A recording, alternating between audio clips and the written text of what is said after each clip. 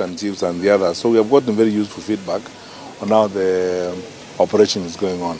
So far, over 200 guns have been collected and over 3,000 bullets have been recovered from this operation. We are hoping that more work in the second month of this operation, because we extended the curfew by another 30 days, more work will be done so that we can recover more guns, because we believe from intelligence and the information we have that there are more guns than the ones that we have collected. And the message we have been passing around to leaders and everyone since morning is that we need to recover more guns. We will review this operation when we have around 3,000 or so guns, because we believe there are still many more guns in wrong hands.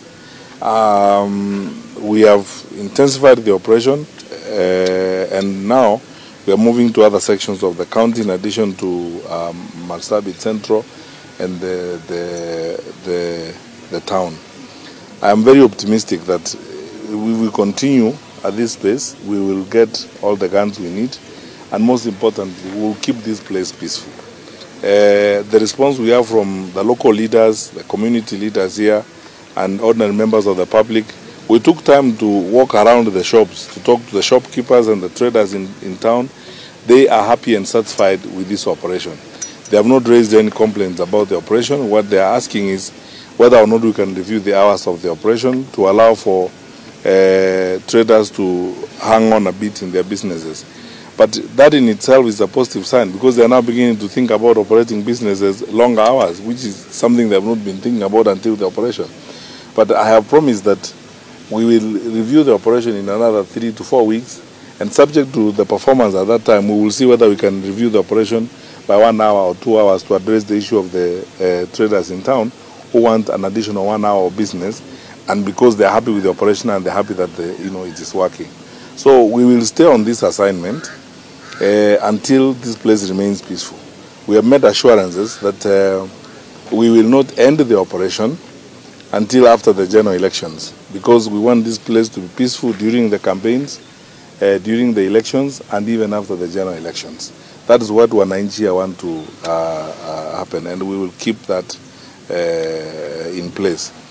Once again, I want to thank our police officers and the team that has done the work they have done here. Inspector General and his team, my friend Batha and the Special DC was posted here through the decision of the National Security Council. That method has actually worked. That proposal has worked.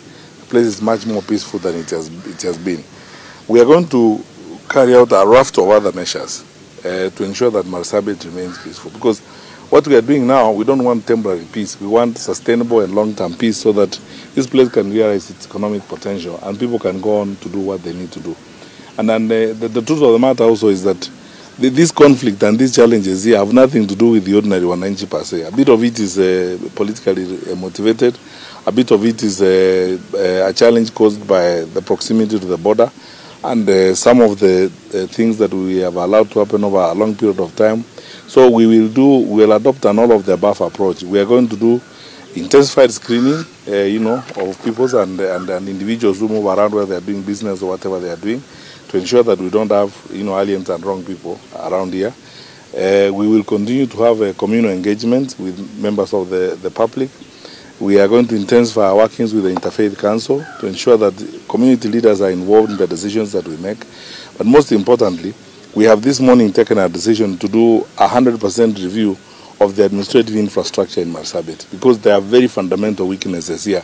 I mean, I am not going to lie to the public.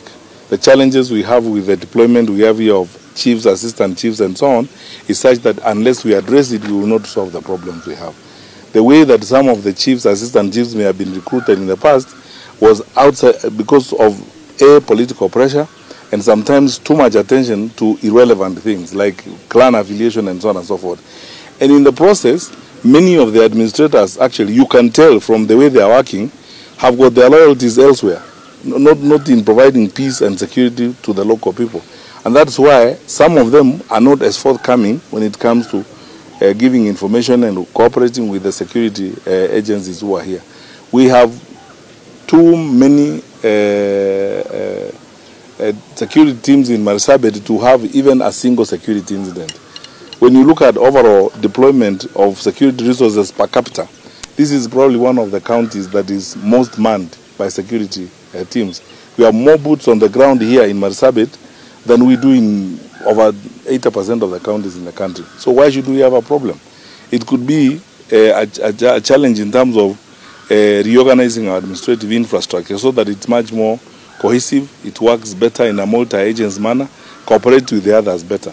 We have, because we are closer to a border, we have KDF deployment that is looking at the border.